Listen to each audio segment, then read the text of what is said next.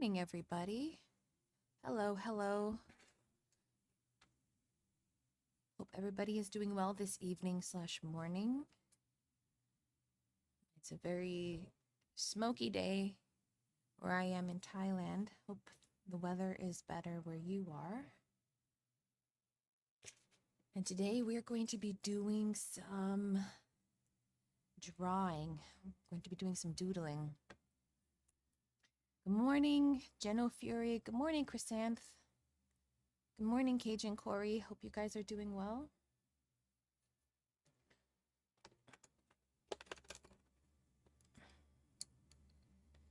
The last time we streamed, we did a little bit of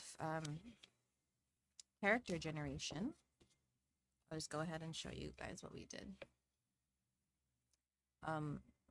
I had gone off of Frost's description of the Whistling, and we spent an hour just trying to visualize it. It was really fun. And then we did a little bit of painting on the underpainting for book cover 2.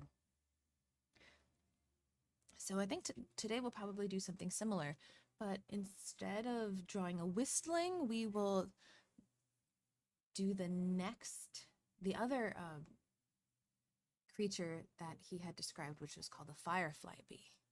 So let's see if we can do that today. And then for the second hour, we'll just work on the underpainting for book 2, and I'll show you guys where I'm at and just hang out and talk art and see how it goes. Yeah. Hey Casper, welcome to the stream.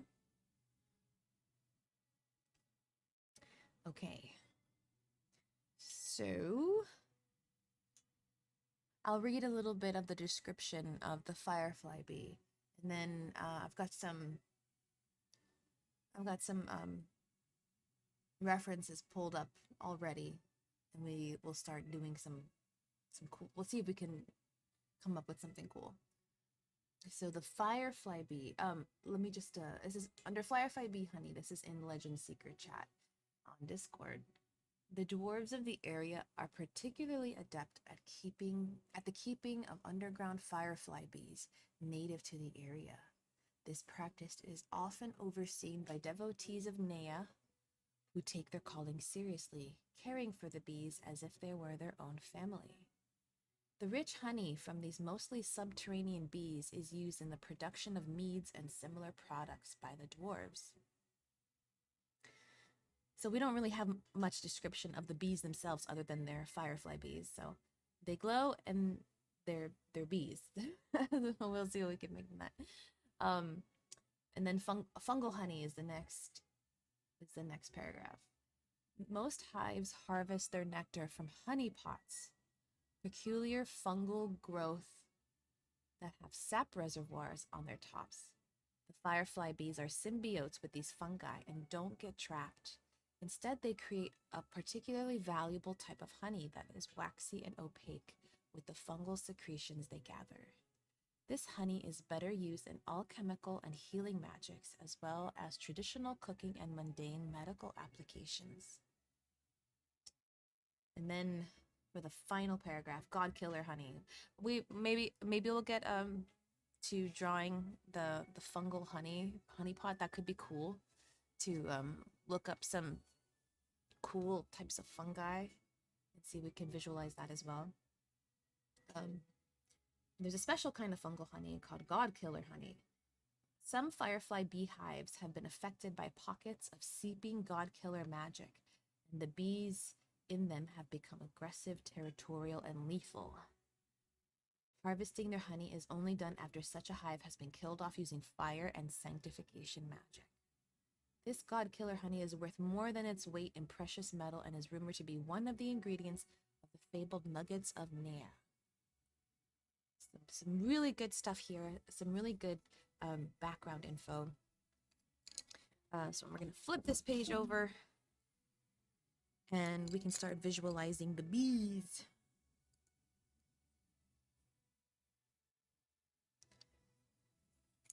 Hey, Sienna Hopkins. Welcome to the stream. Hope you're doing well today.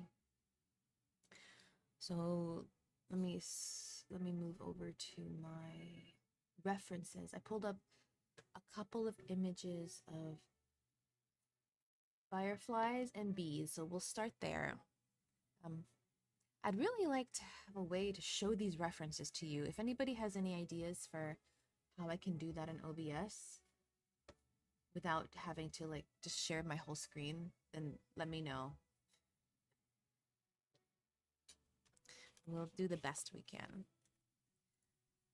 Hello, Erudia. Welcome. Good morning / good evening. Okay, so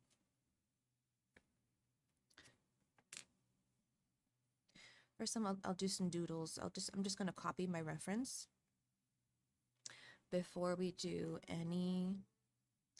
I'm gonna use a super light pencil. Before we come up with the monster, I'm going to look at the real animals to try to get a sense of their body shape and proportions. And then we'll just see what they look like. So right off the bat, fireflies themselves are quite long and lean and leggy. Triple L, long, lean, and leggy. While bees, especially, I'm not sure if we want to use honeybees or bumblebees. Bumblebees are really cute.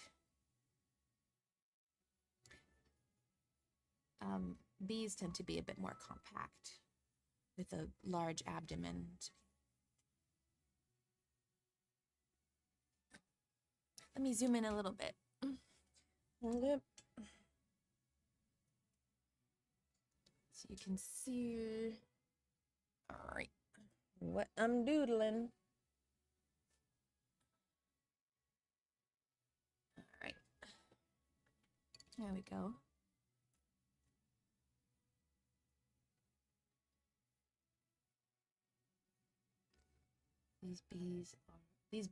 I'm not, I think bugs are really interesting. I don't draw them very often, so this is going to be kind of a fun challenge for me. I draw a lot of dragons, so I'm pretty used to reptile anatomy. And the occasional mammal.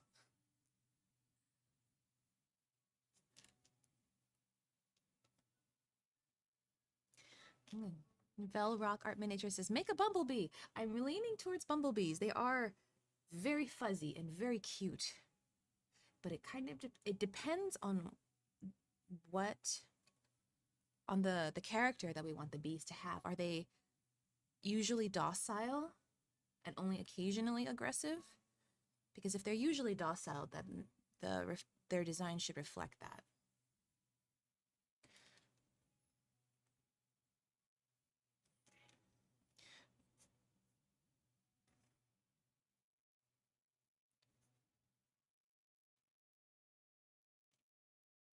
Let's try that again.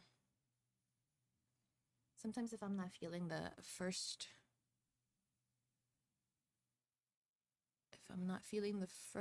gesture sketch, I'll just do another one right next to it.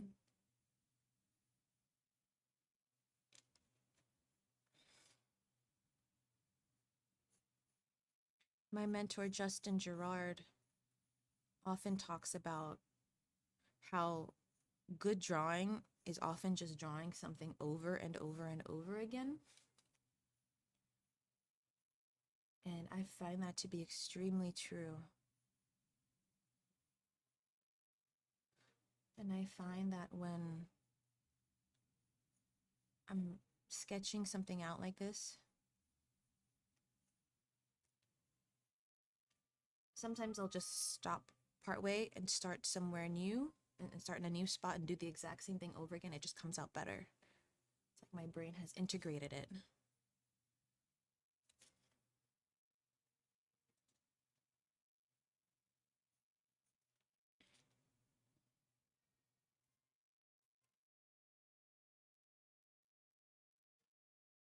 In a fantastic sarcastic says in OBS, you add the image to the scene and put it at the top of the list to show, then resize to maybe a corner. Okay. Okay, we can try that. We can try that next time. I'll just get the references ahead of time and see if we can do that. Because I think it would be helpful if you could see what I'm drawing. But if you're at a computer, feel free to pull up an image of a firefly. Bonus points.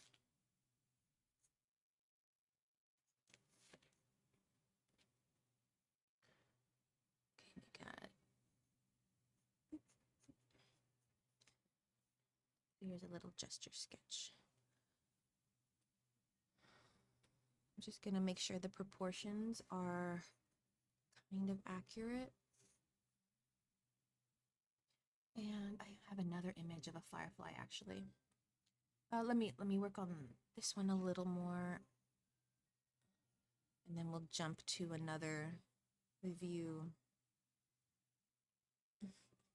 No, Chrysanthemum, I also grew up calling them lightning bugs. There was also a kind of bug that we had in Florida. I don't know if it was a lightning bug or what species it was, but it was long. It was like not super big. They were like this big and they were black. And instead of having a like their entire butt lit up basically, they would have two spots on the side, only two spots that lit up. Does anybody know what I'm talking about? I don't know if those are only in the South, but those are actually the fireflies I grew up with. Because we don't have I would say we don't have proper fireflies in South Florida where I'm from. Okay. Let's go. So yeah, we would call them lightning bugs. And we would call roaches, like the giant roaches, we'd call them palmetto bugs. Which I don't know if anybody else, if that makes sense to anybody else.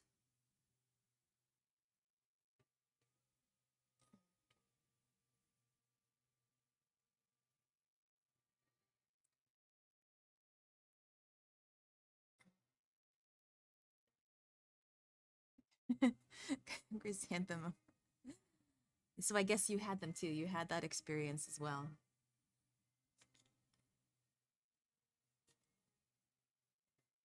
I'm just gonna try to draw these as fast as I can, so we don't spend too much time on any one reference. Let's see how I do when I attempt speed over accuracy.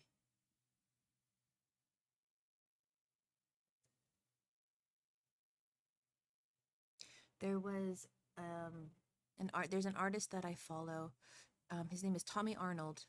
If you haven't seen his work, you should absolutely look him up. He did the most recent covers for the Witcher series. And he had a podcast on art that's called I think it was called Black, White, Gray. Gray, Black, White, something like that. It's like like shades of gray. And he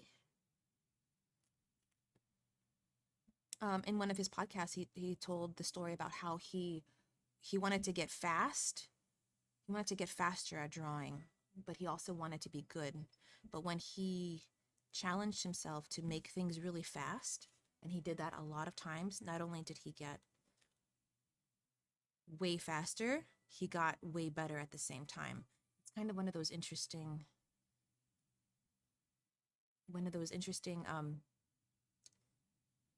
it's not really a paradox, but it's like it's like the story of the clay pots, if you guys have ever heard of that. There was this is an anecdote, or maybe it's apocryphal, I don't know. A professor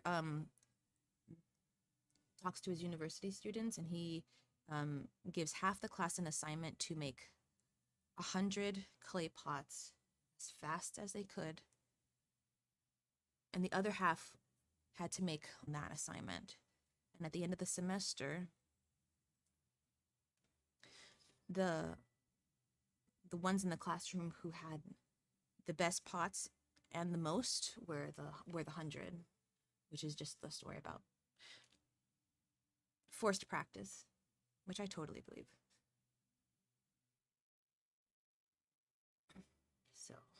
So let's go fast. Let's see how fast we can do this.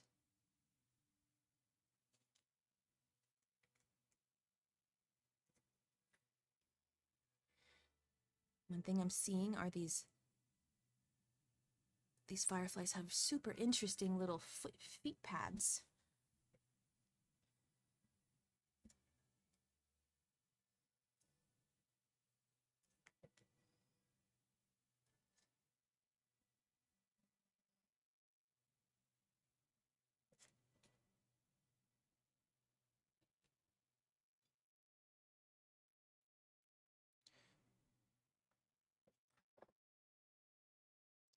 Yeah.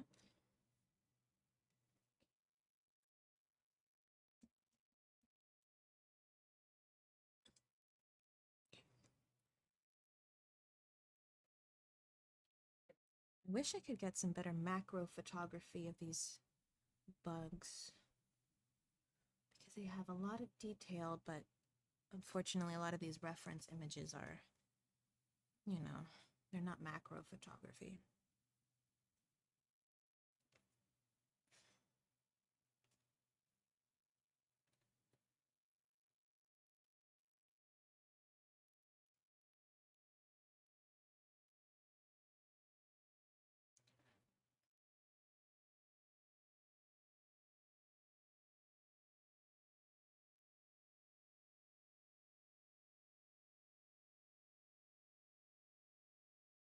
Yay, fantastic, sarcastic, bringing the puns. Keep it going, fantastic, sarcastic.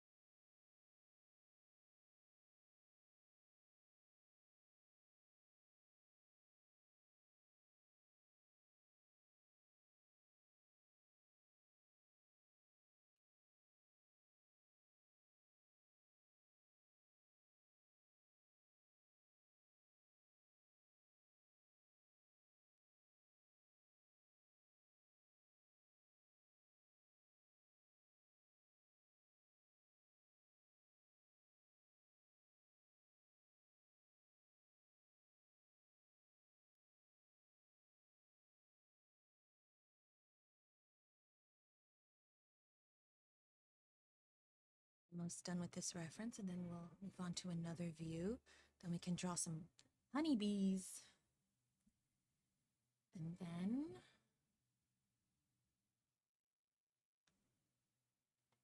then we will make our firefly bee and try to combine them.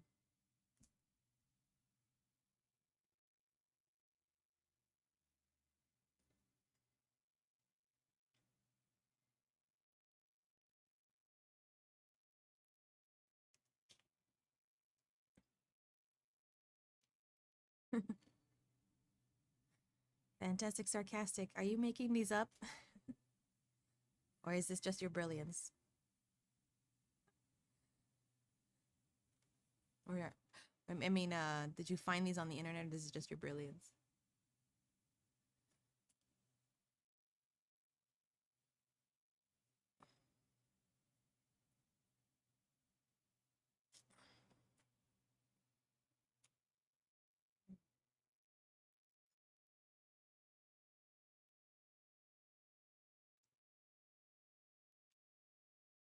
Let's try to get these these little details that just make it really believable.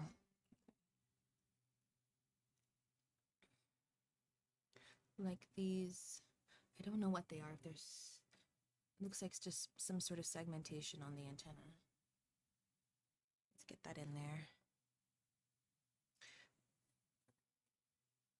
And the foot, I'm going to do a close-up drawing of the, try to,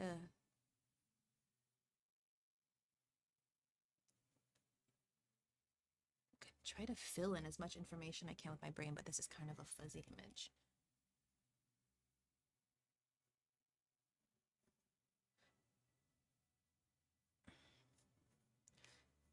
So the foot pad looks a little bit like this.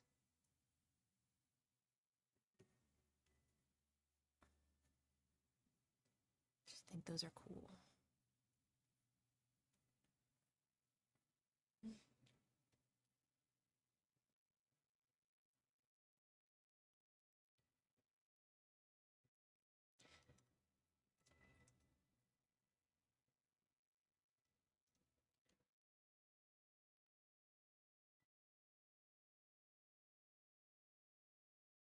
So it's kind of like that, but I can't really get much detail in this image. All right, let's do one more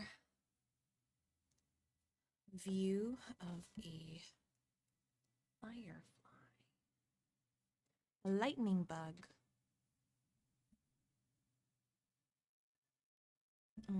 Here's one from the side.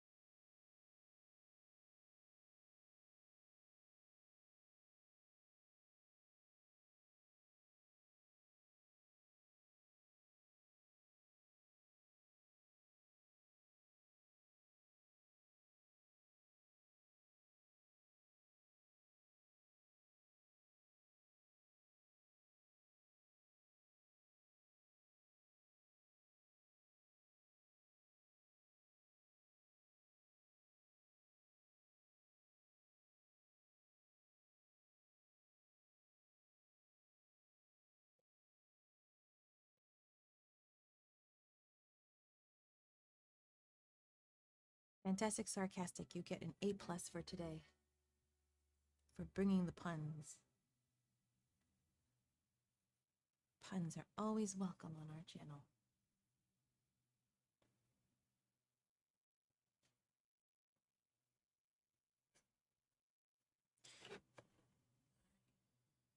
Move that up a little bit.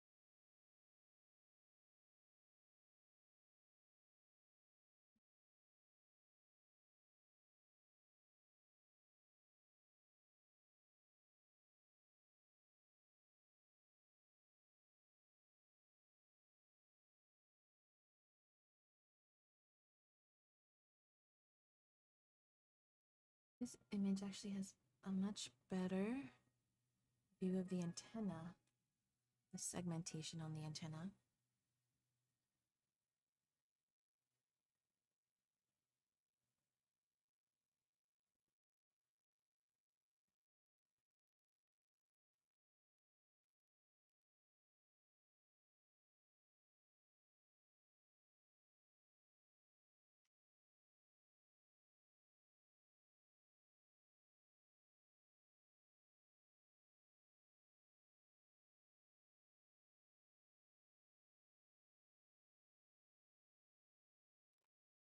And with the sharp pencil,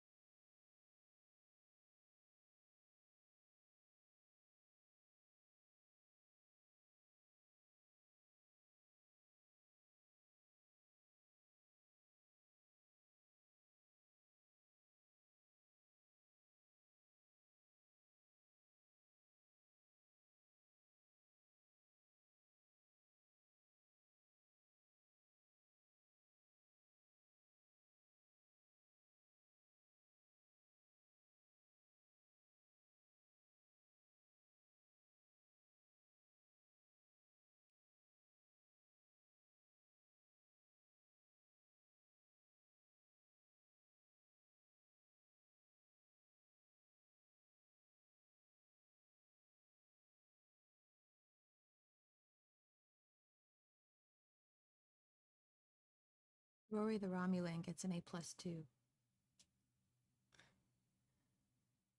A+ is for everybody today.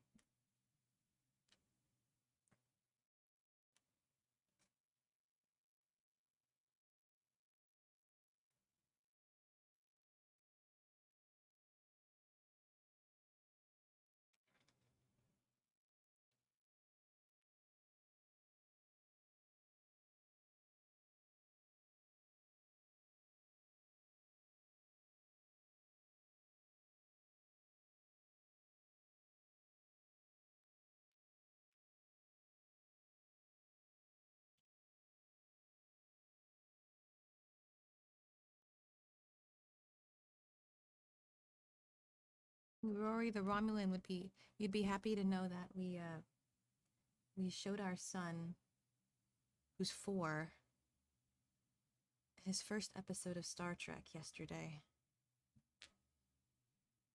Because he's obsessed with space. And he knows about the Enterprise.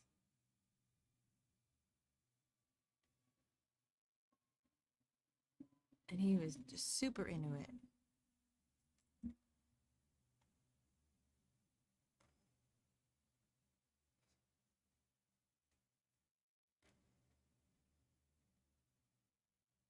Especially when the when the Enterprise, like when there was that visual of the Enterprise that it flew to warp speed. It just went like pew. He was like, it went so fast. He doesn't watch a lot of TV. We watch mostly movies, like old movies sometimes. And it was one of his first encounters with a space show, with like a and not a cartoon space show. He loves Wally. He's obsessed with Wally, so that's one of his favorites. But that was like one of his first encounters with like a live action space show, and he was super into it.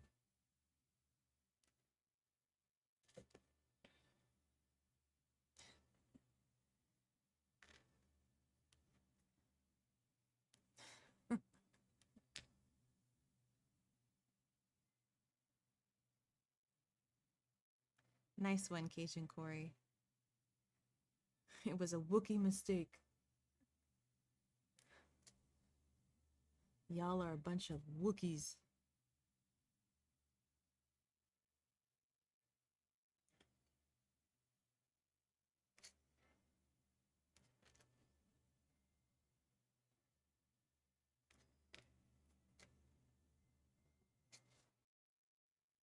This was the next generation, by the way, TNG.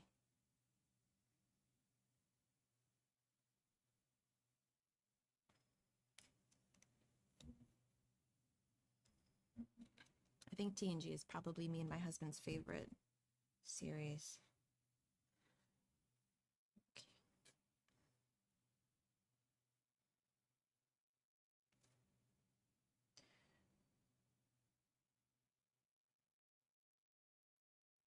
Well, this leg is not quite the right length, but that's okay. We kind of got the basic idea.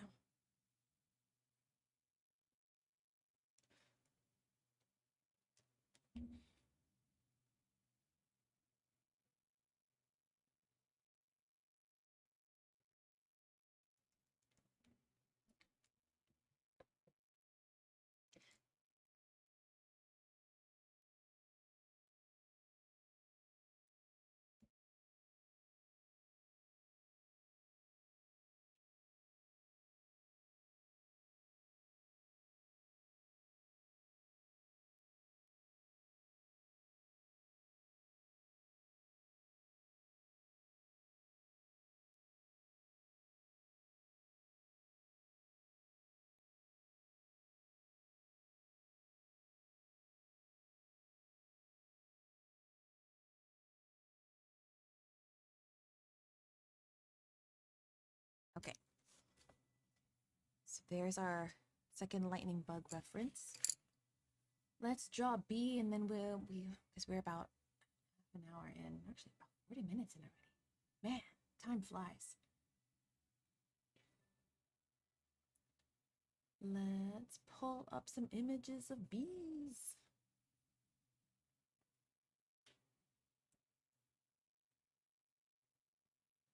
Bumblebee. This time I'm going to pull up macro. See if we can get a lot of detail in there.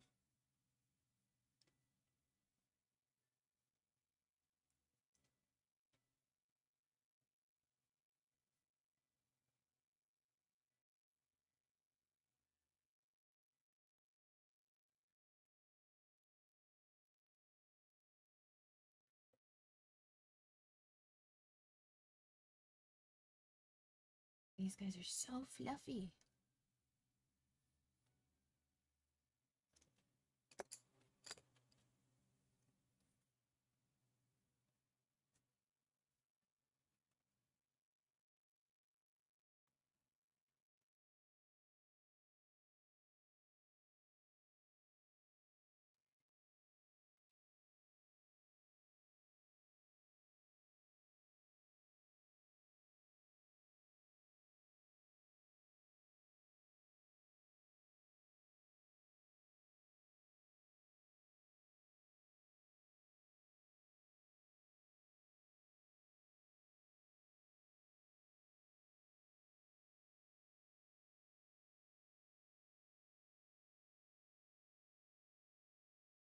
They have a very different body shape too.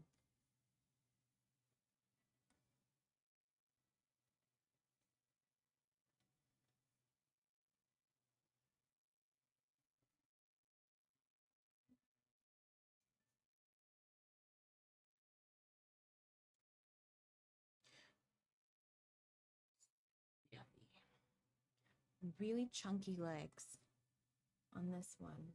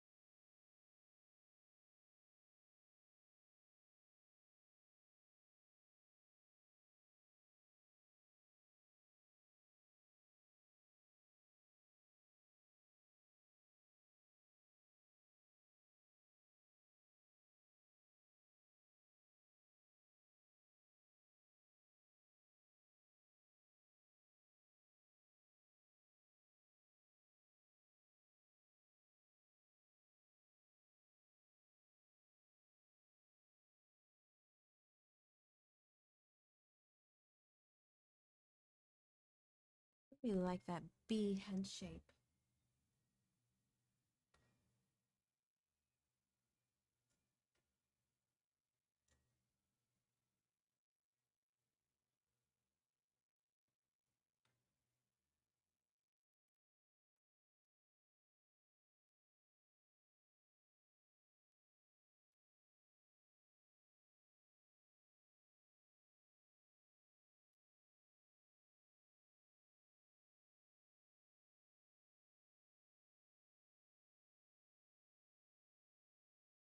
It's a much more elongated.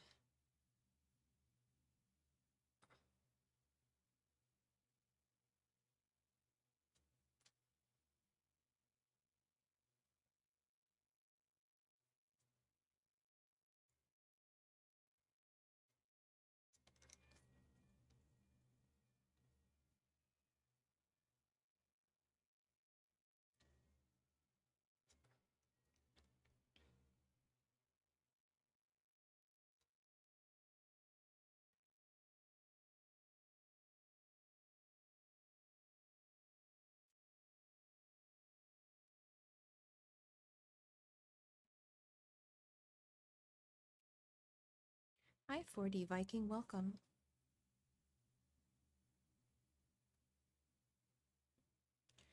Today we're drawing bugs.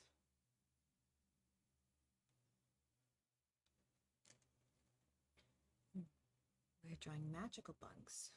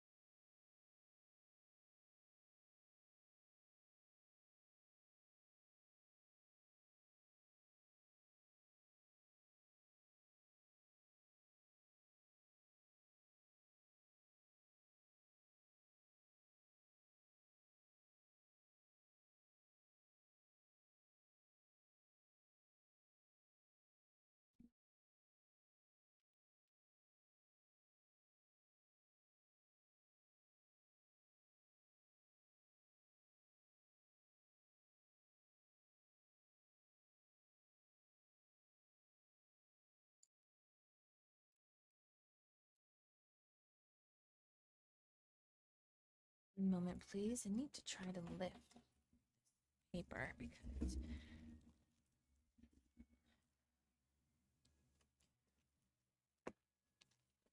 my hand is a bit uncomfortable. There we go.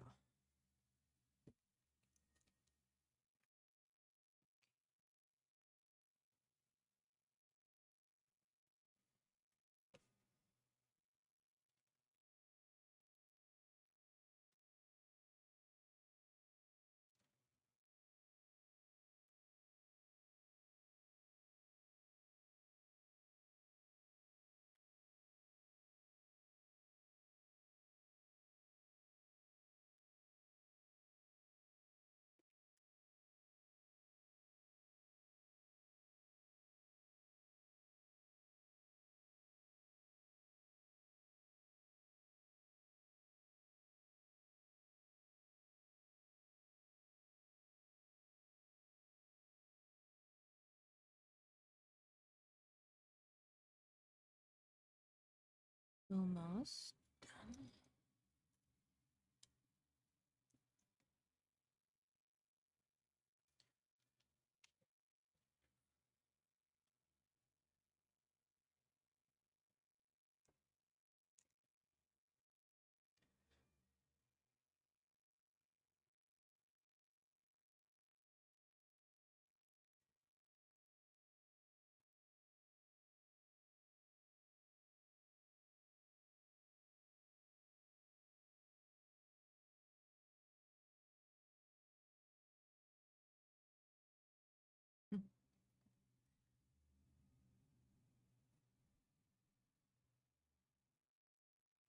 Rory the Romulan, he probably had questionable things on his computer. Or maybe it was the FBI. Maybe it was a honeypot trap.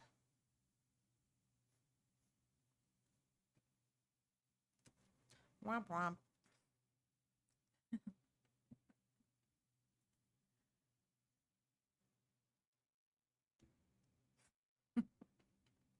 I think I deserve that, that face palm. I'll be here all night.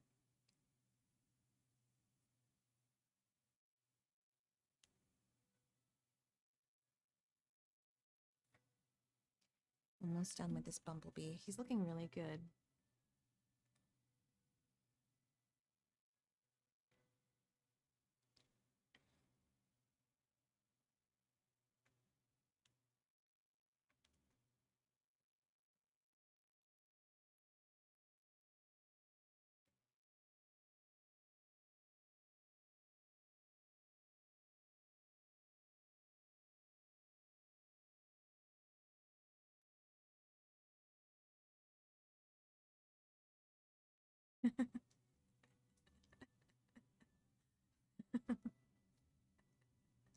You guys are too good today.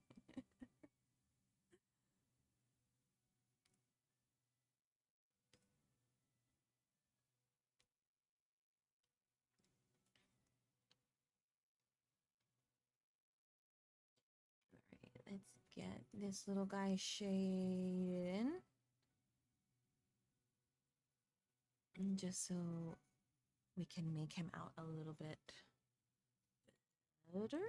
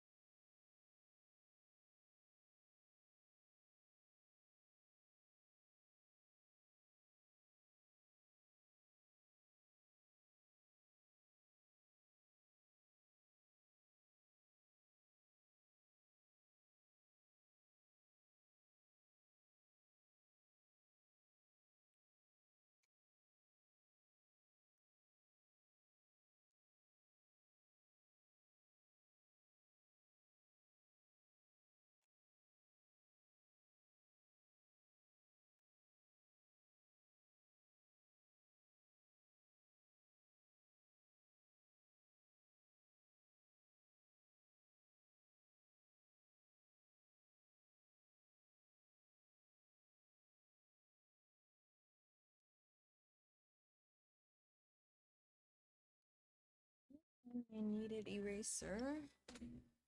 So I guess we're not erasing today. Wait. I got a little piece. There we go.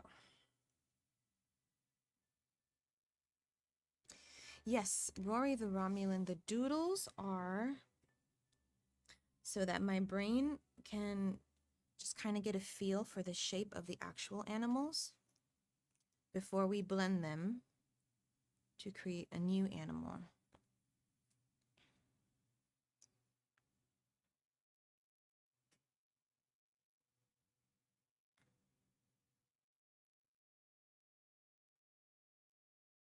So now I have a much better sense of the proportions and the overall shape design of both creatures. Then we can pick and choose the best features for our firefly bee.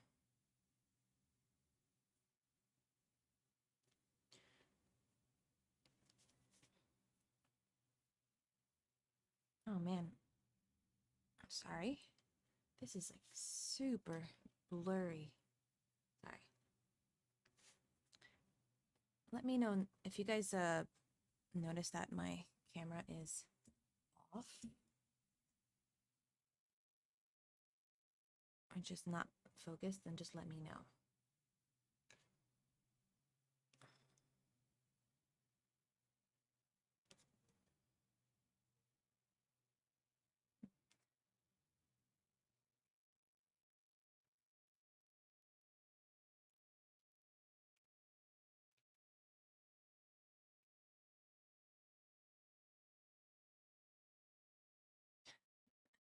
Fantastic, sarcastic, boo.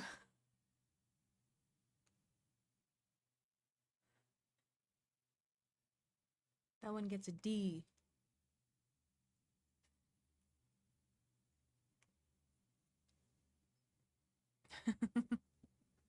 Yeah, I agree, Rory. That one was a bit of a stretch. All right. Okay, let's make our firefly bee.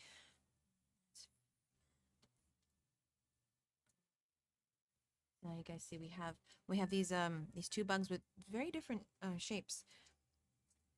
I think I actually just want to keep. I want to mostly keep the bumblebee shape because I think it's just so distinctly bee-like. But I want to add features that make it more fantastical. So maybe we can give it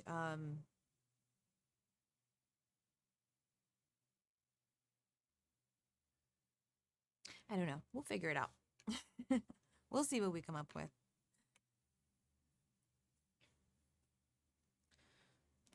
So now I'm just going to do a couple gesture drawings of this bug. I'm going to keep bee images on my reference page set up.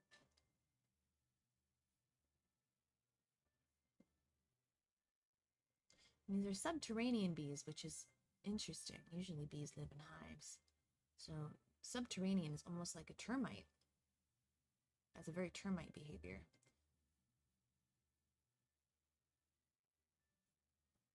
But I don't think we're not going to mix that in.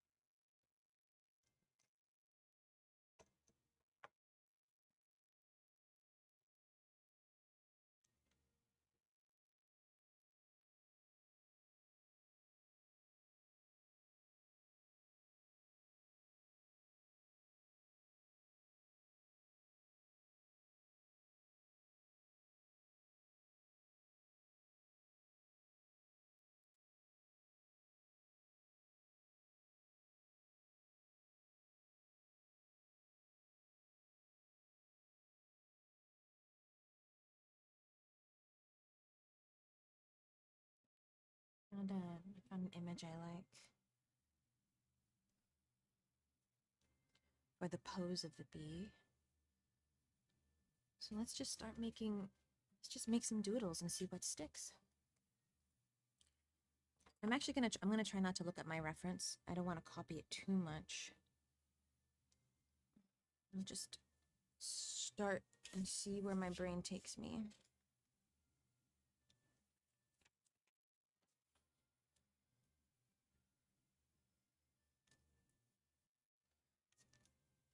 So I'm gonna cover up these images.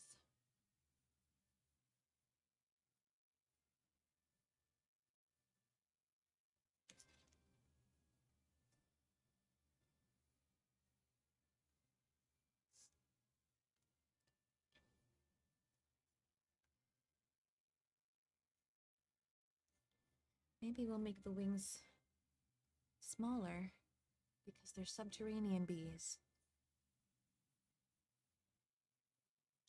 Perhaps they used to be above ground bees, and now their wings are almost vestigial, so maybe we can make them really small. That could be fun. Actually, I'm going to just do these little, almost like just circle like doodles.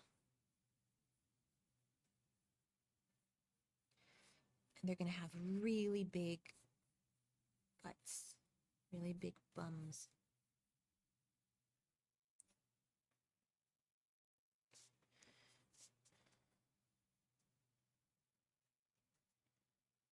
And just do a bunch of these little doodles.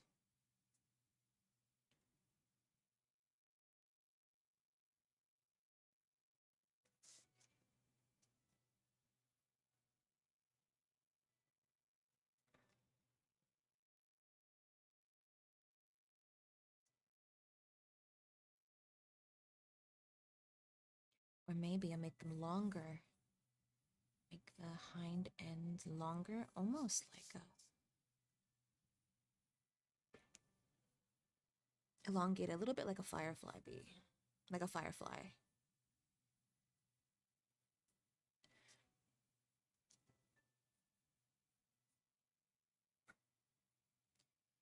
Let's make those wings really short and really chunky.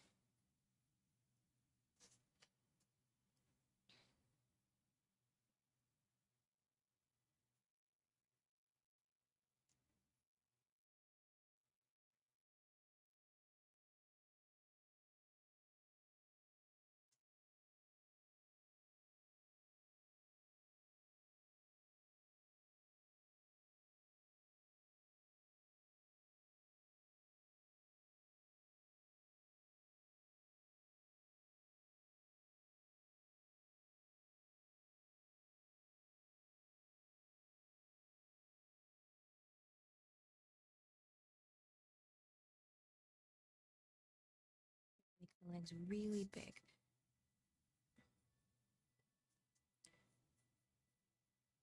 I'm imagining very big limbs because they're constantly crawling. So they've got these jacked up leg muscles.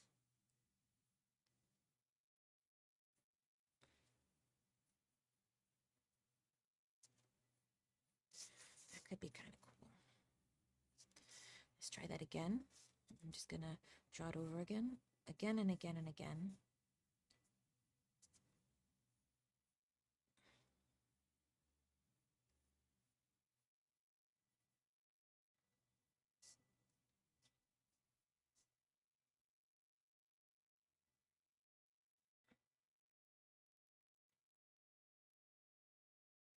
Remember where these legs attach to.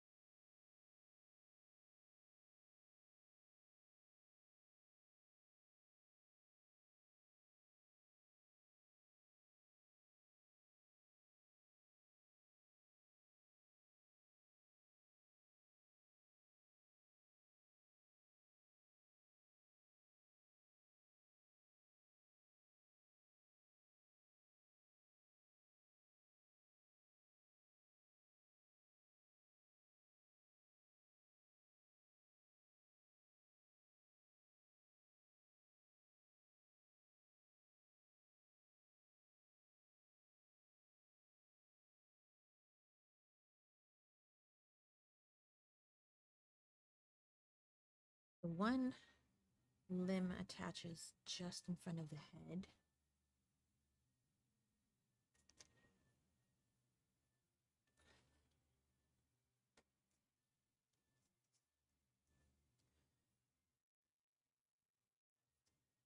Okay. One attaches just right. Let me see. It's kind of hard to make out where they attach actually because they're so darn fluffy.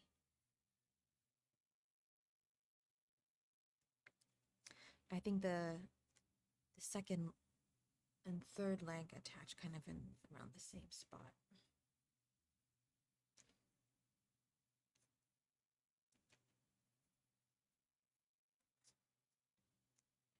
And they've got these teeny tiny little antennae.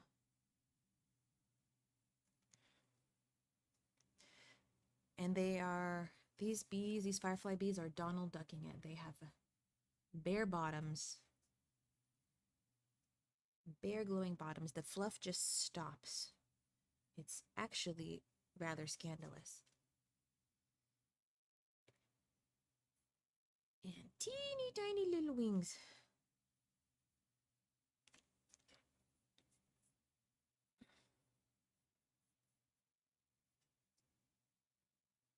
Almost vestigial. Let's make them even teenier and tinier, actually.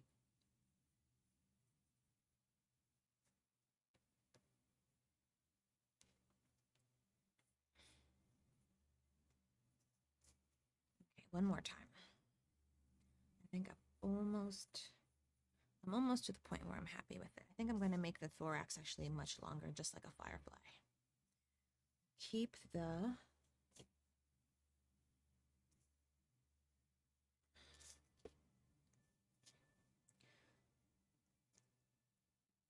so we'll make the thorax long and tapered like a firefly. We'll keep the super fluffy thorax, or is the middle segment the thorax? Yes. And the head shape of the bee. Super jacked up bell bottom legs.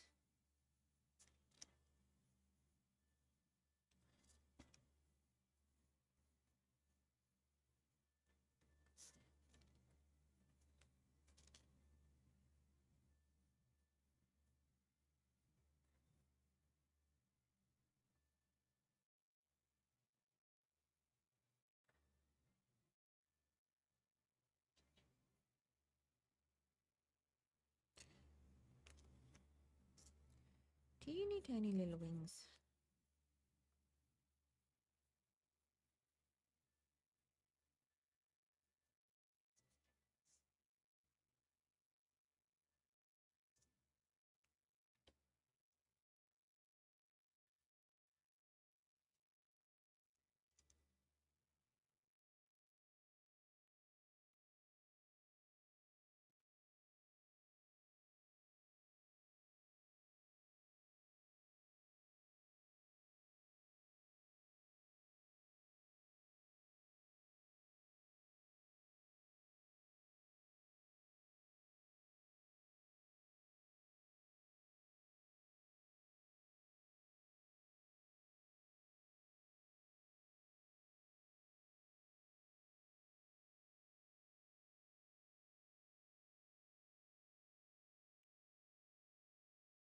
And then I'll draw it big.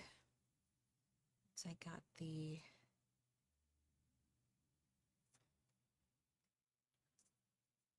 once I've got the shape down.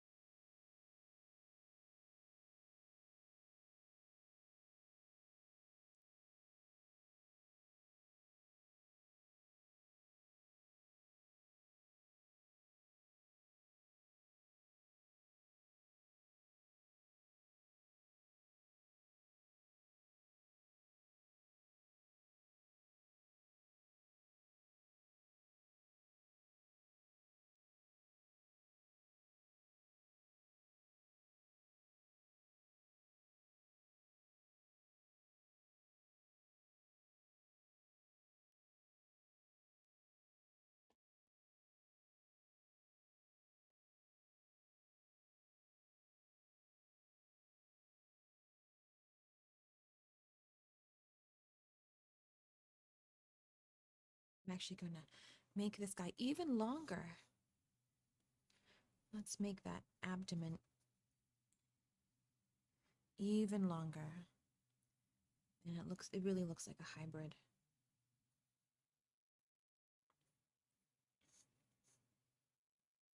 Let's see, I like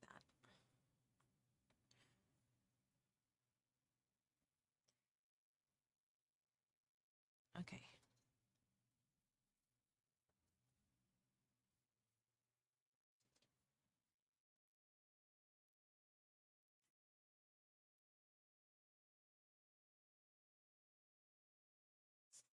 Okay, so you guys see how I've drawn this shape a bunch of times, refining it each time until I found something that I liked. So now go ahead and draw the big one. We'll spend a little time on it and then we'll move on over to the underpainting.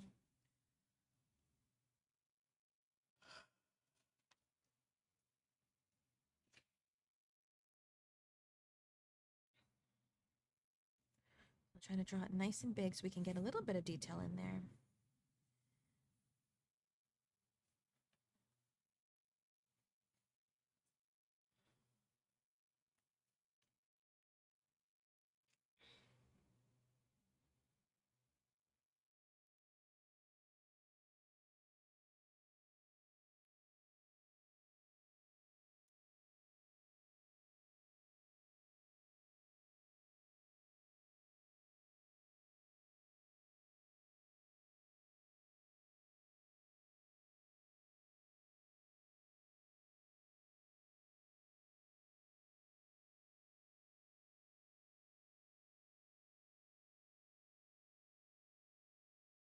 There's my eraser. There we go. Sorry, Firefly. I gotta make some room.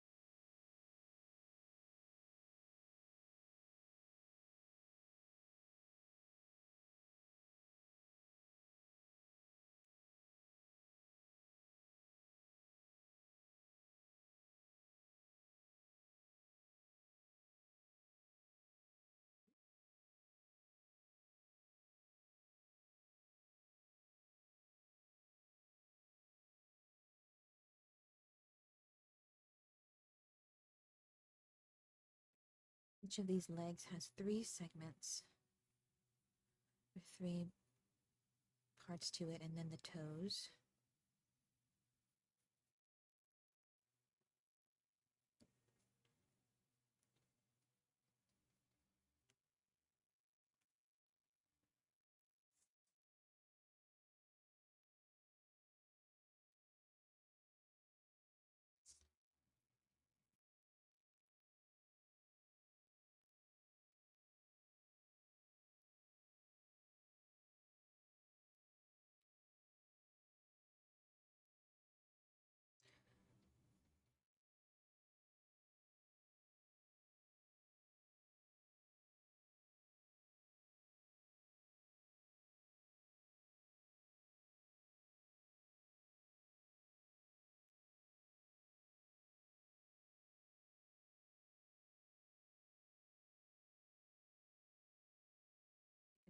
Get a little bit lower.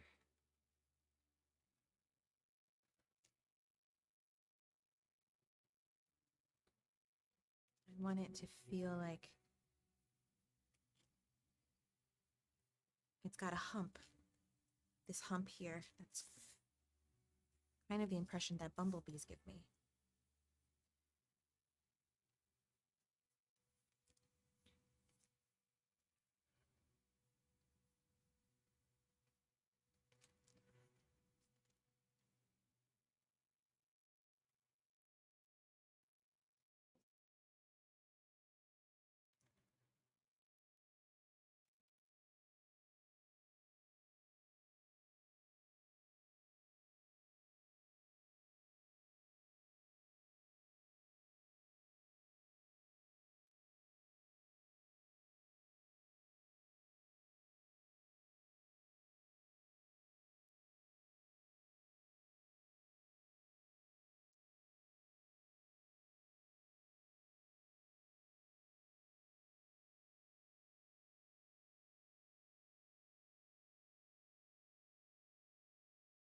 And I'm going to curve this abdomen down a little bit.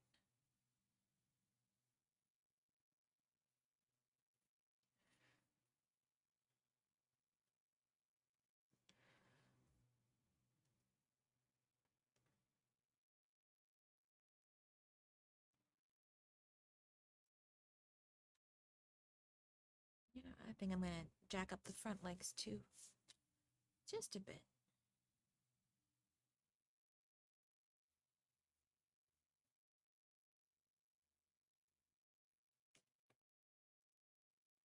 I like how that looks. Little head, little wings.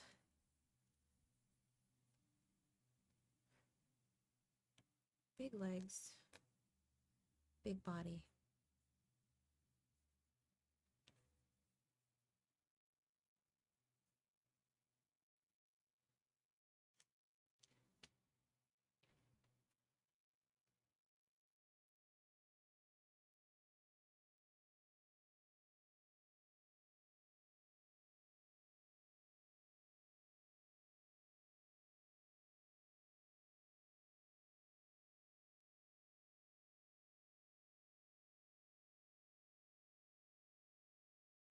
Well, I feel pretty happy. I feel pretty happy with that design.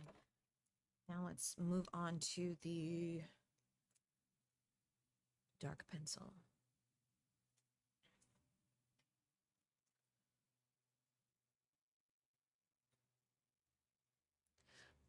We'll try to get the floof in there as much as we can.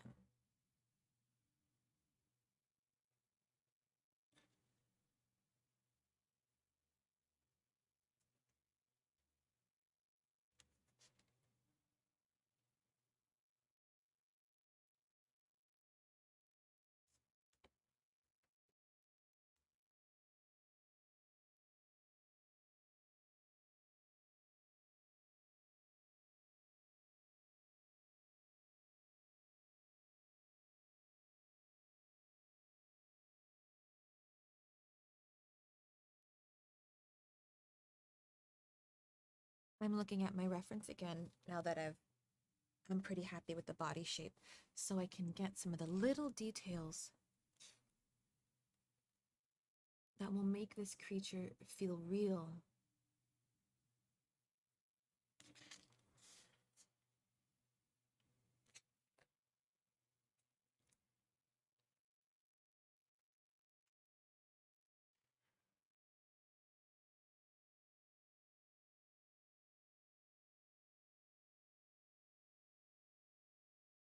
Make the antenna shape.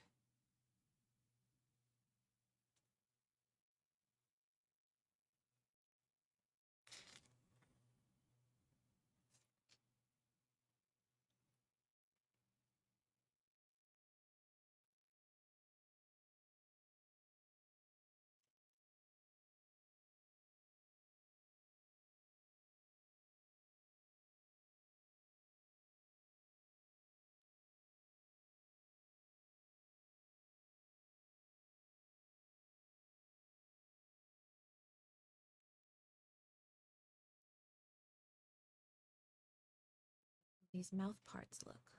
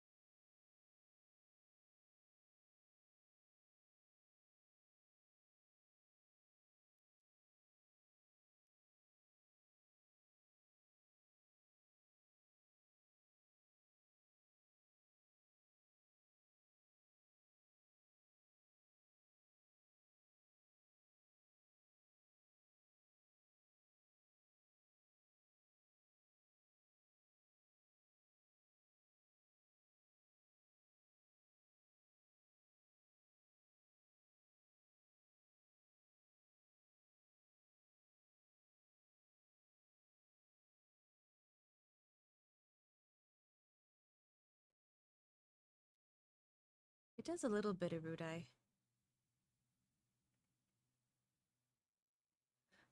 I did look at a lot of bees for the bee velociraptors, but that one was actually a trickier. That was trickier to design because I was mixing insects with reptiles, which also made it more fun. Challenge accepted.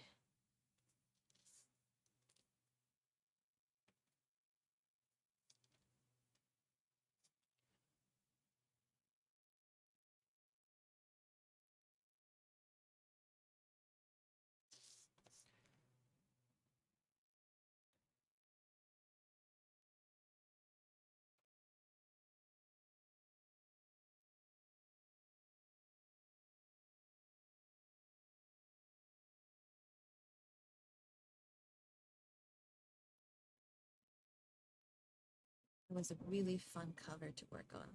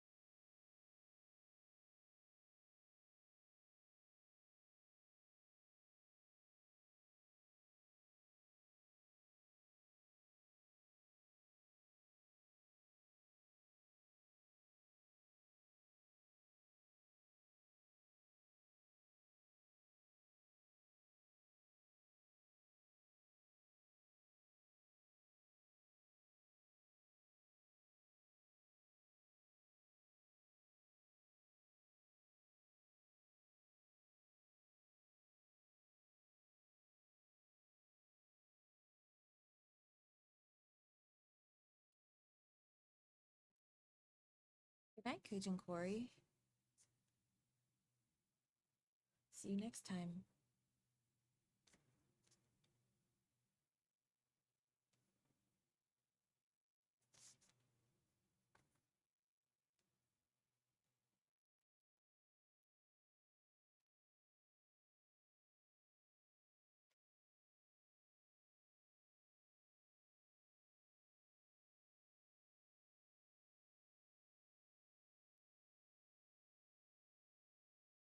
Almost there.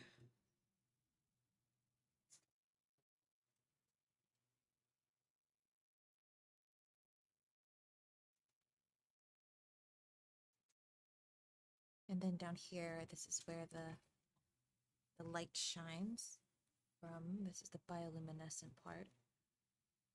I'm gonna get a little bit more sparse with the hair.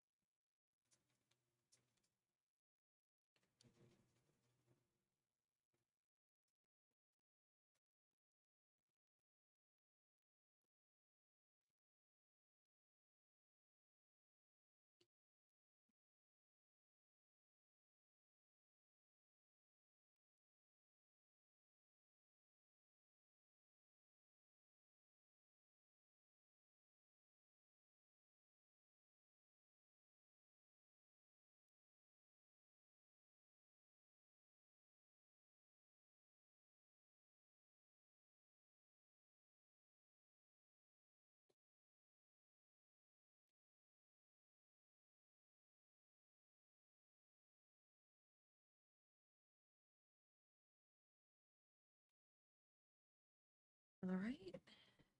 One thing I'm going to change. I'm going to change the angle of this wing because it's not really reading. Kind of like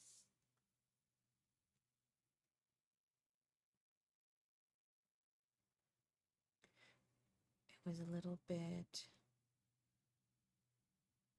like mashed up with the other wing. It was hard to read the shape.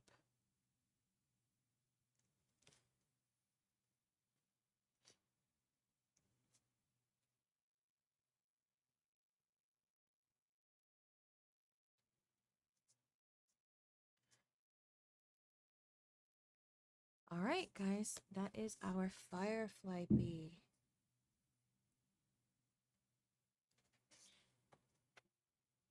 I could keep working on this and shading it, but I want you guys to see where I'm at with the cover.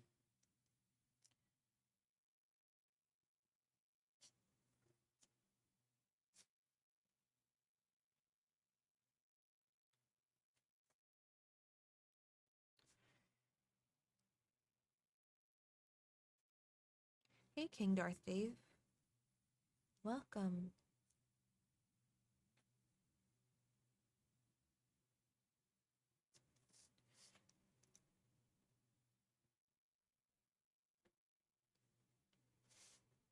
All right, so we'll leave that there for now. Let me zoom out so you can see what we did.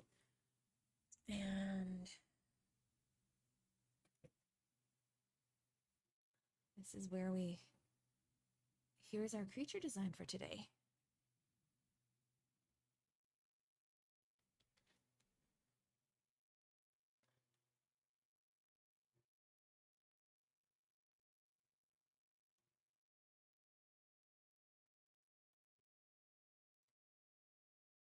I kind of want to keep I kind of want to keep on fiddling it with it and maybe even draw it again, but I don't want that to take up the whole stream.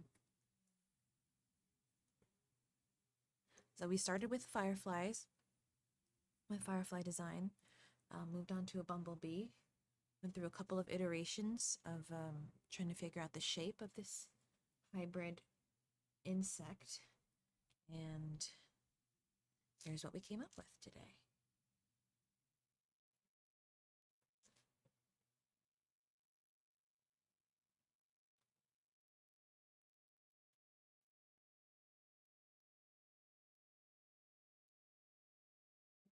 King Darth Dave says, brings back memories of the bees in my basement 4 months after we removed a large hive from the church loft.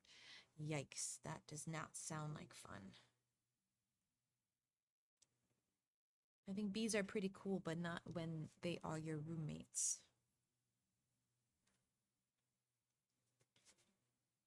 And especially not if you have an allergy. I'm going to balance this creature out a little bit. I'm going to give it a longer antennae. I think that is better.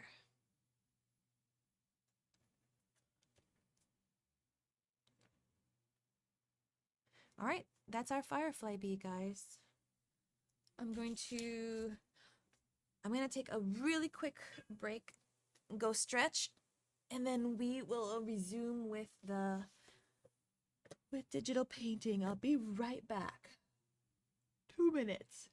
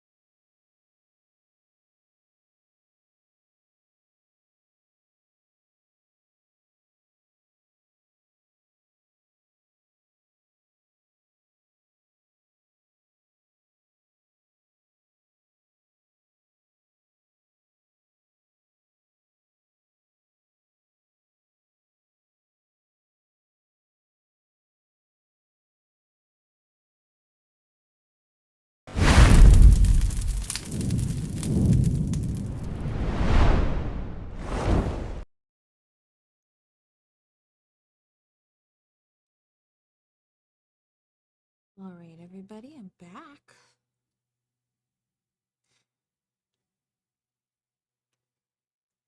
So here's where I'm at with the underpainting for now.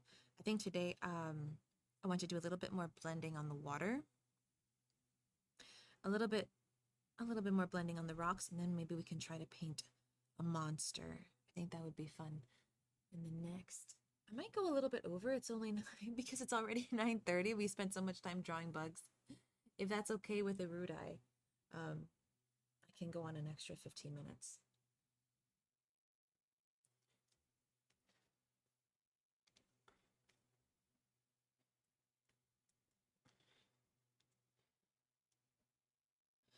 So here is where I'm at. I finished the background area here. For the most part, this is just the underpainting, so I'm still going to be doing another color layer on top of this. The final painting will be painted on top of this. And the characters in the foreground still need to be painted.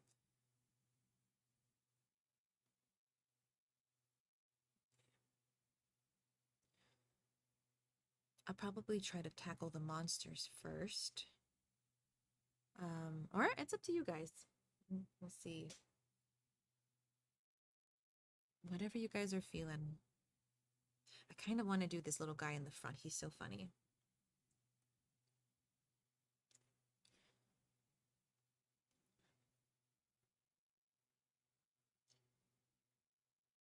I'll zoom in a little bit. Let's start with the waves just so I can kind of, it's been a couple days since I've seen this, so sometimes my brain has to boot up into digital painting mode. I have to transition from drawing with a pencil mode to digital painting mode, especially this early in the morning.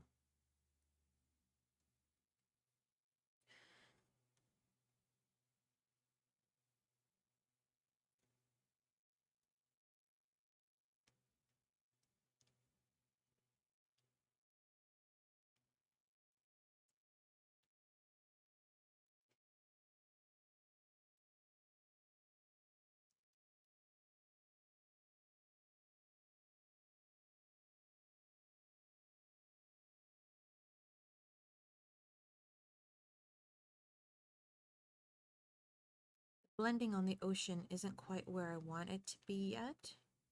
It's still a little bit too textured, so I'm going to do some more refinement there. But I'm not sure if I'll do that this go around or when I do the color layer. Thank you, Chrysanth.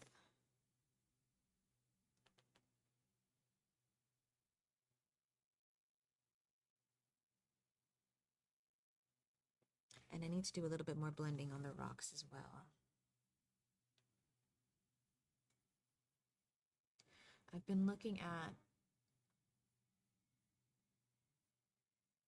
two painters, two landscape painters that I really admire for information on their edge work. And what that means, what I mean by edge work is where the painters decide to make things really sharp and full of detail, and where they make things kind of fuzzy and make the edges blend into each other.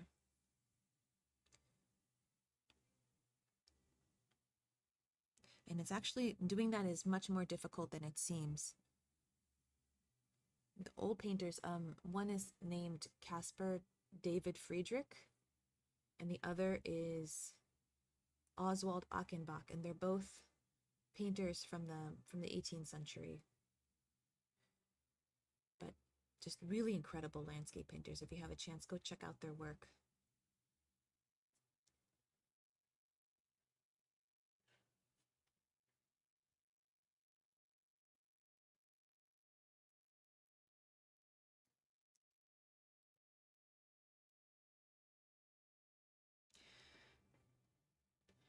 Okay, I think I'll get started just blending a little bit of the ocean just to get my brain into it.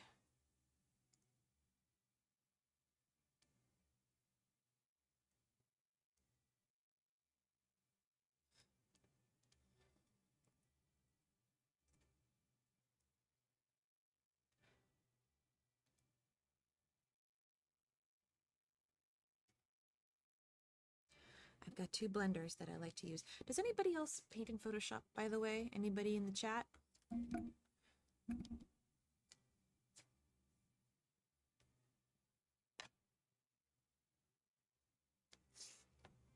gonna pick sample all layers.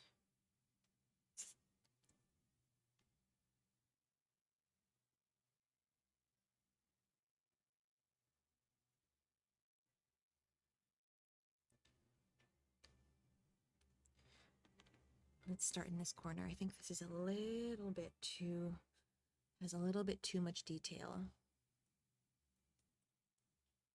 So I'm using my, this is called a wet blender from Pile Brush.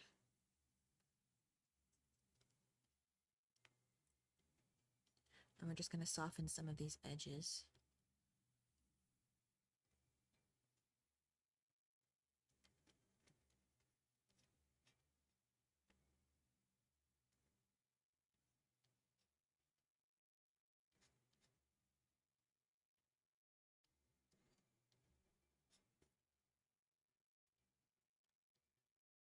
because they should fade a bit more into the background.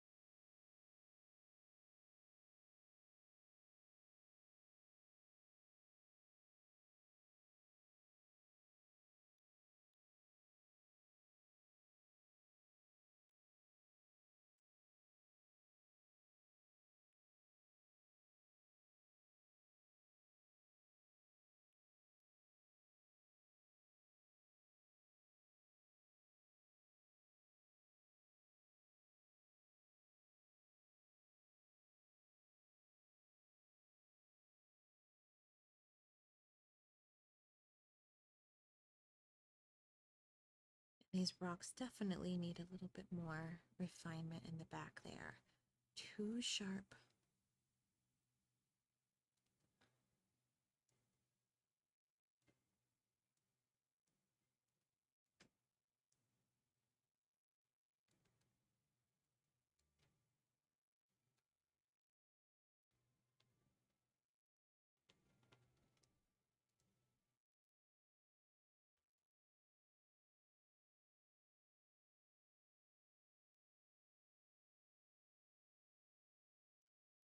Yes, fantastic, sarcastic. That definitely counts.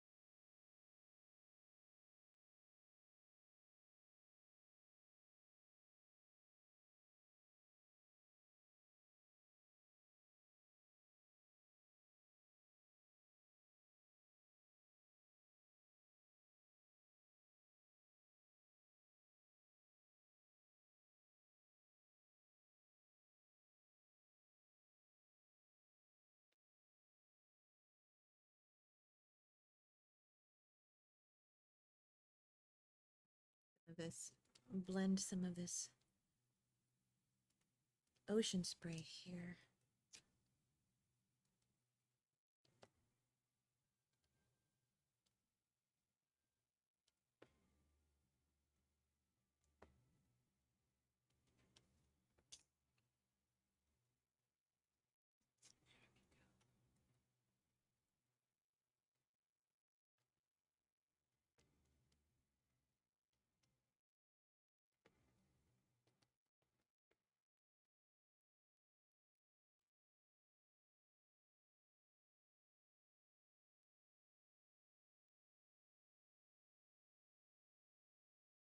And some of the edges on this rock.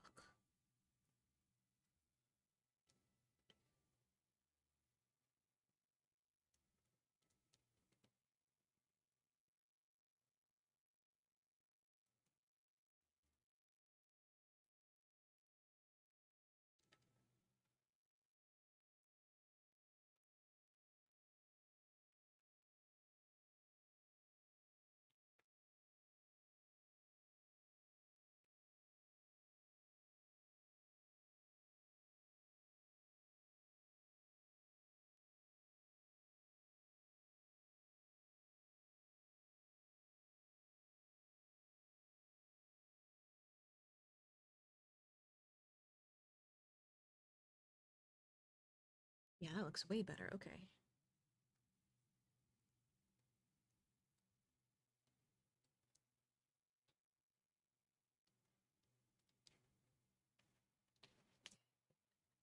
Yes, fantastic. We are all artists. You can be an artist, and you can be an artist.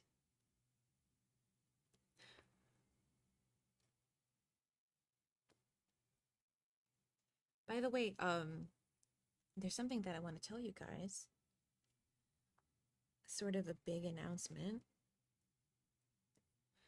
I already told Erudia about a week and a half ago, but I'm going to have another baby. I'm about halfway along, and it's a boy, and he's coming in August. Excuse me.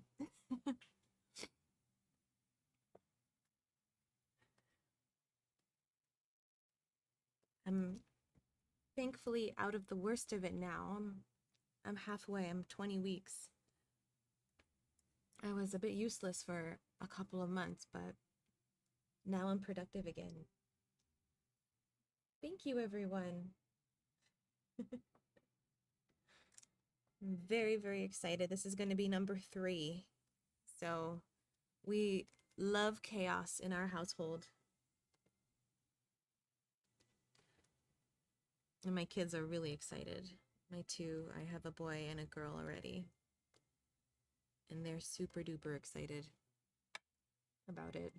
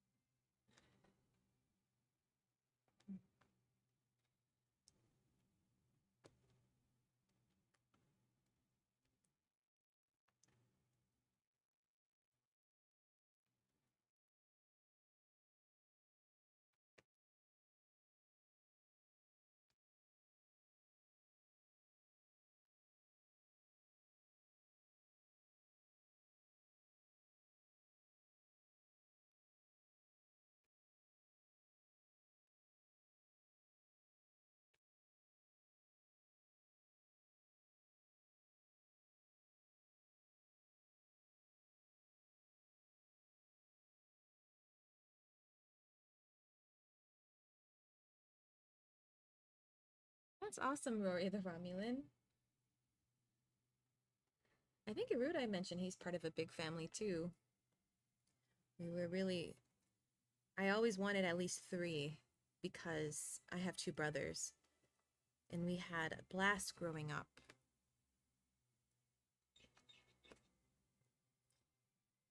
It would be nice if we could make another one after this, but we'll see. I might be out of time. But the 2 I currently have are so much fun. I'm really excited to add to the energy.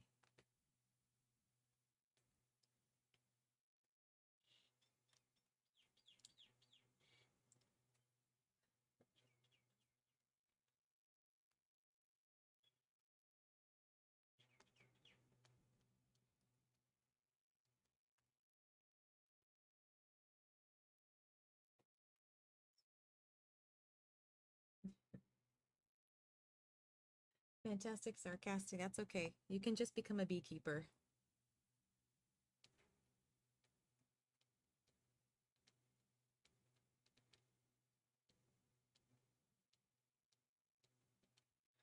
And you'll have thousands of children.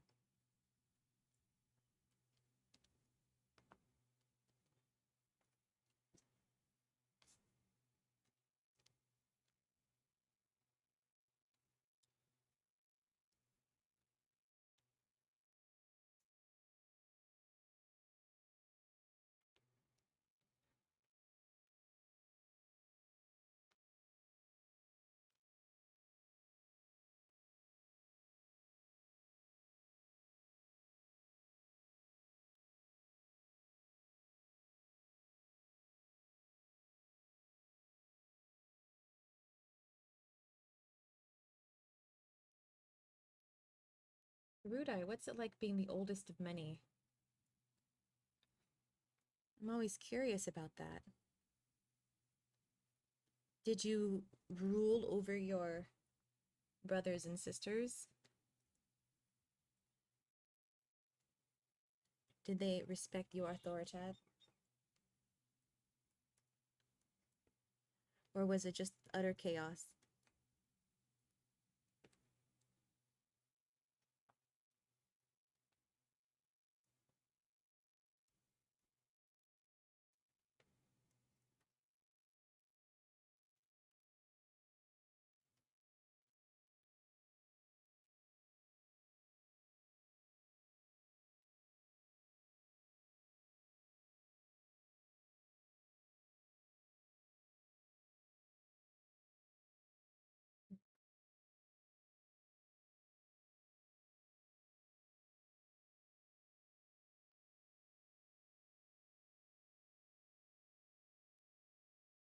And chrysanthemum, my parents also came from big families.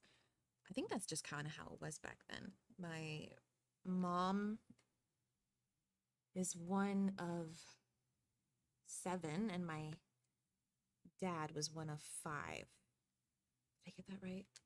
Or maybe it's the other way around. I have a lot of elderly aunts and uncles.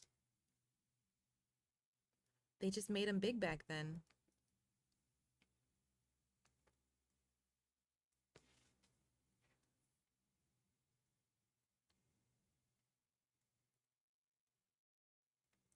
It is pretty amazing how family sizes dropped off so quickly, actually, just in the course of one or two generations.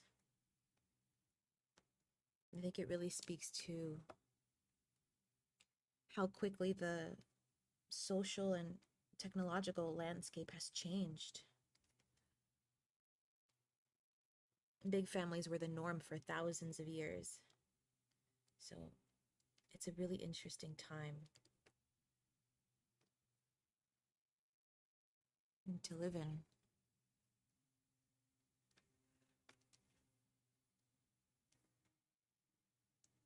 Yep, that's right, Rory. The babies boomed.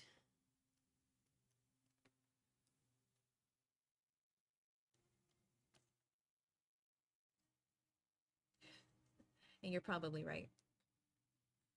There are a lot of issues. We're slowly trying to work them out as a society. I feel like you know, there's always a like an adjustment period when societies acquire new technologies. And sometimes it's a really hard adjustment period.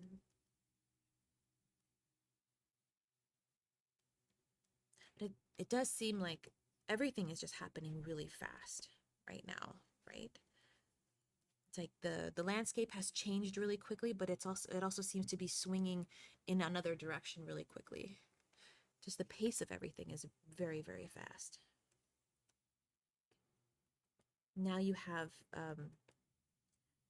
I was I'm not super familiar with Ballerina Farm. I've just kind of like heard a little bit because I'm not on social media very much anymore.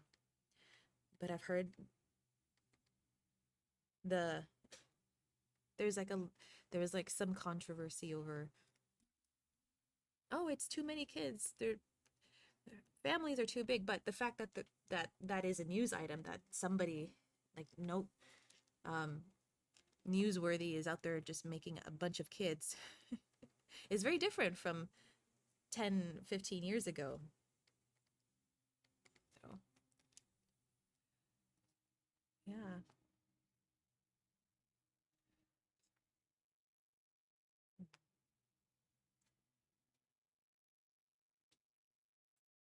Dragon Noodle Soup Gaming says, on the contrary, I think what's happening is that we were reverting back to a time when we can work from home like they did in the Middle Ages. That's very true. That's very true. It's an interesting way to think about it. People worked from home worked from home for millennia. Of course, their work was labor, physical labor, but now everything has shifted to mental labor. We're knowledge workers now. That's kind of the situation my husband and I are in. We're both knowledge workers. My husband's a programmer, or he works with computers, and I paint pictures all day. And we're both,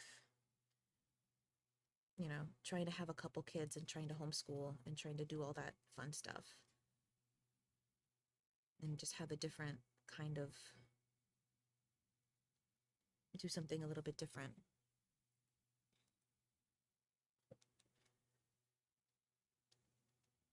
But that wouldn't have been possible, I think, 15 years ago.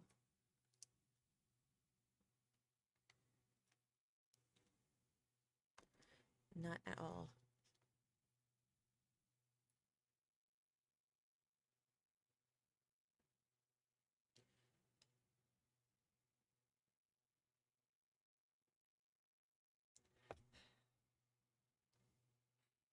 Thanks, fantastic, sarcastic. Yeah, we really, really enjoy it. My husband was actually homeschooled his entire life, and he loved it.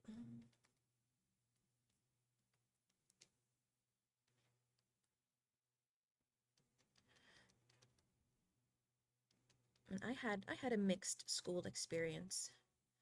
I enjoyed some parts and I really didn't enjoy some parts, but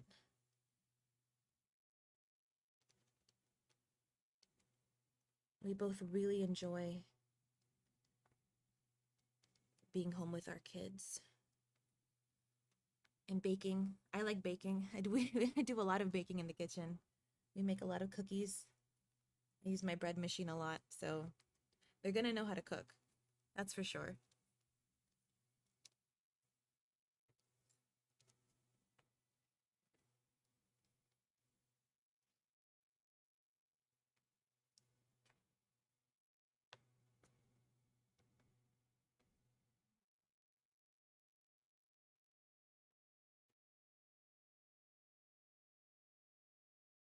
Where did Erudia's mom come from?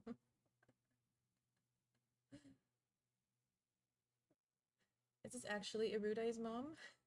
Or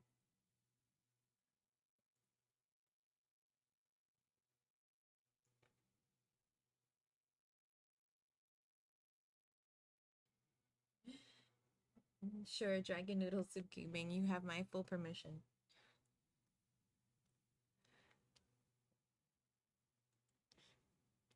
I think we'll go on another. If it's cool with you guys, I'll go on an extra 10 or so minutes.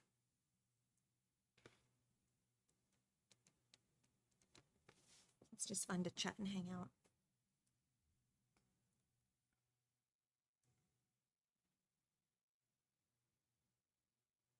I don't think I'll start the monsters today. We'll just keep on. I'll just keep on blending the ocean.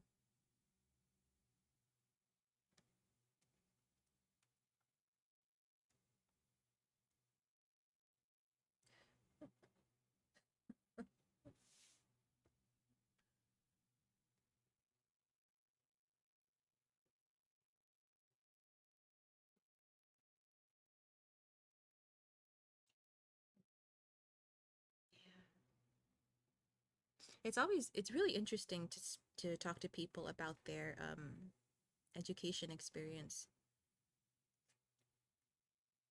There was I think the most watched TED Talk ever was about education, and it was by a guy named Sir Ken Robinson, who already passed away. And he said that education is just one of those things that goes really deep with people, right?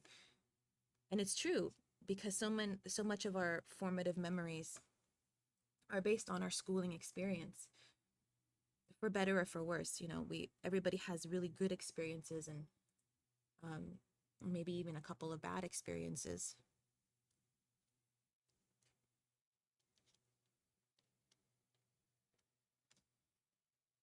Like I can think back to I loved elementary school. I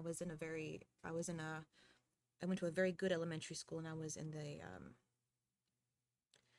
a very good program that was very creative based. It was awesome. But then as soon as I transitioned to middle school, everything like everything went south. Hated middle school. And high school was okay for me. I went to a mega high school in Miami, and my graduating class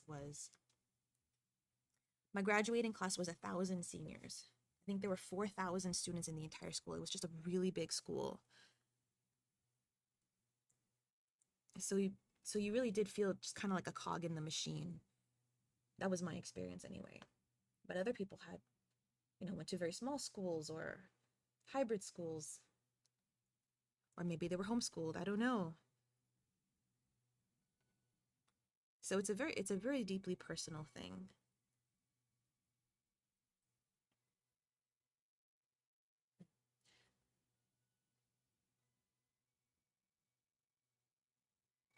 Mm.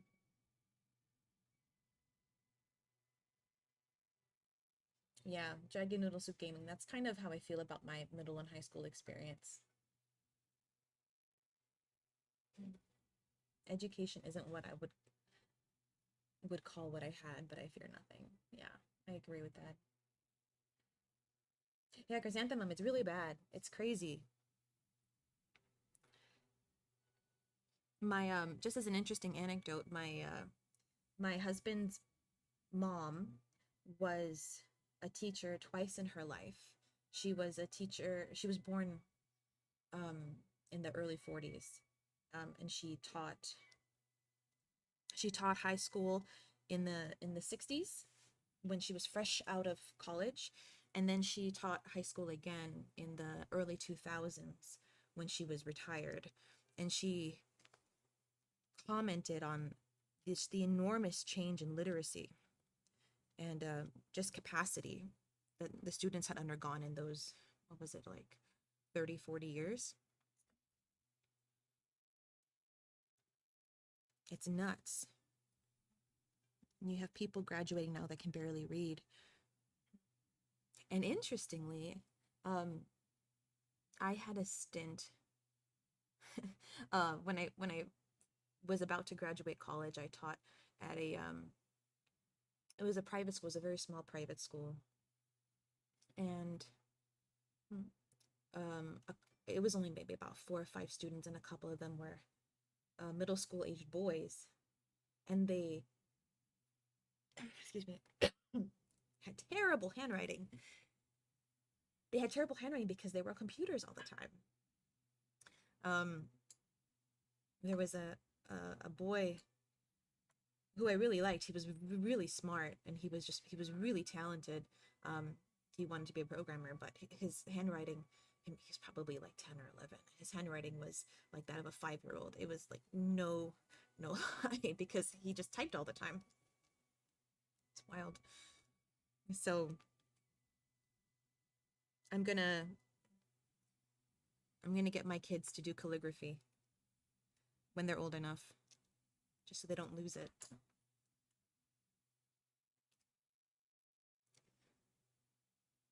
Oh, now we're just hanging out. We're just hanging out talking.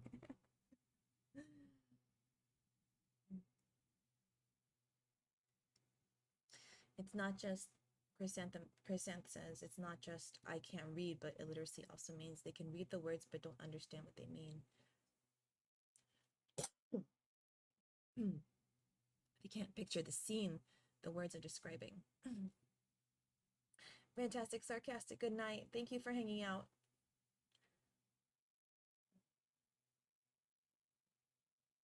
Oh wow. Chrysanth, that's pretty bad.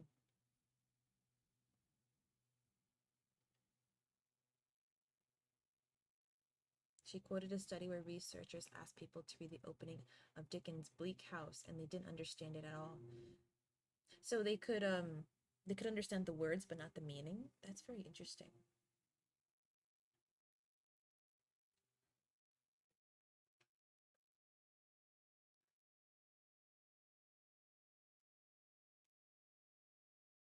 And how much of that do you think is the fact that the language itself is different? That the language that Dickens used is now it's like 100 years, 100+ years removed from the language that people speak normally.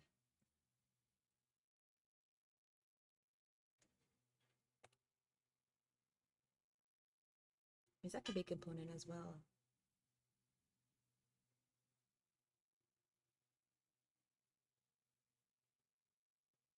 That's an interesting idea, though, that you can read the words, like be able to sound out the words, but just not understand. Wild.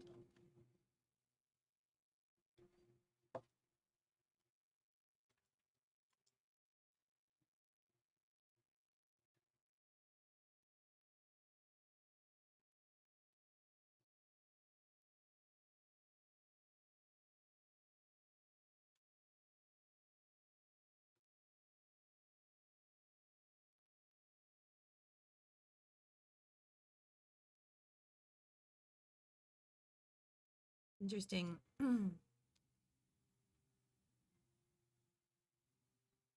Yeah, I've heard that as well, Dragon Noodle Soup. Some people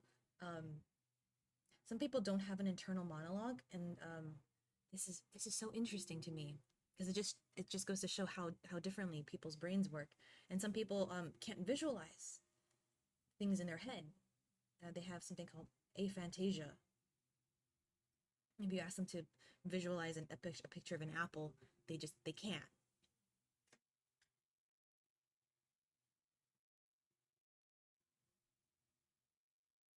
Chrysanth says, I think it might also be we've just become so informal in our speech and writing, or so clean cut and corporate, people just understand more flowery syntax. Yeah, I think so. I think so too. When you read old novels, um, then it's just different. The conventions of writing are just so different. Um, like, oh, I forget which novel it was. I was rereading. Um, it might have. I think I was actually reading Lewis Carroll's Alice in Wonderland to my son, and noticing just how much longer the sentences were. It was much more of a run-on um, style of writing, which is not really what people use today. So if you're not used to reading that, it might be hard to follow along. And people don't really talk like that anymore these days either. Reading everything is just really short texts, soundbite, soundbite culture.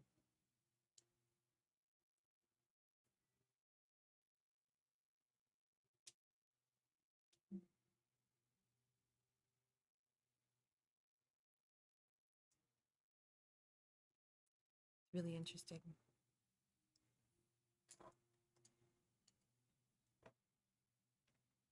Could also be an attention span thing. People have much shorter attention spans now because of short form video and the internet and all that good stuff, all that terrible stuff, I should say.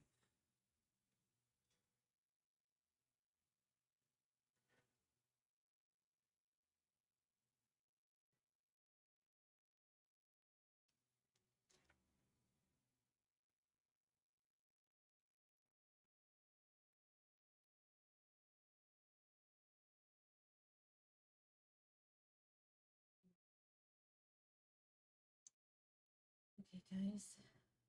It's 10:08.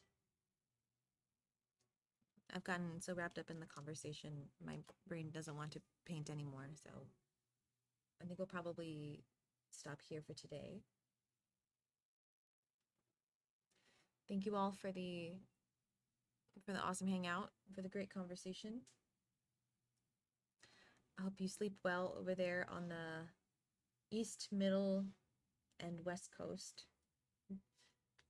Anybody here? Is anybody in Europe? Or is everybody kind of in the like US and Canada and stuff?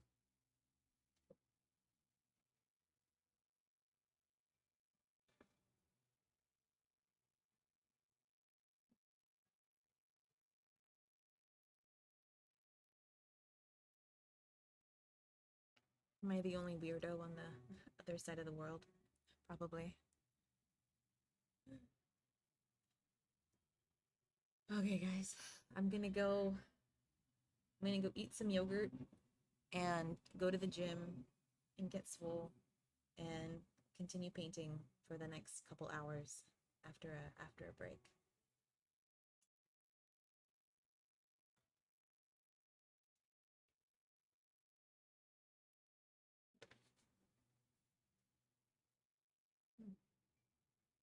Iowa. Nice.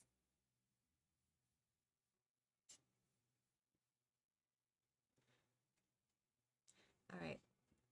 Peace out, everyone. Have a great night, and I'll see you next time. Bye. And thank you again. Thank you very much.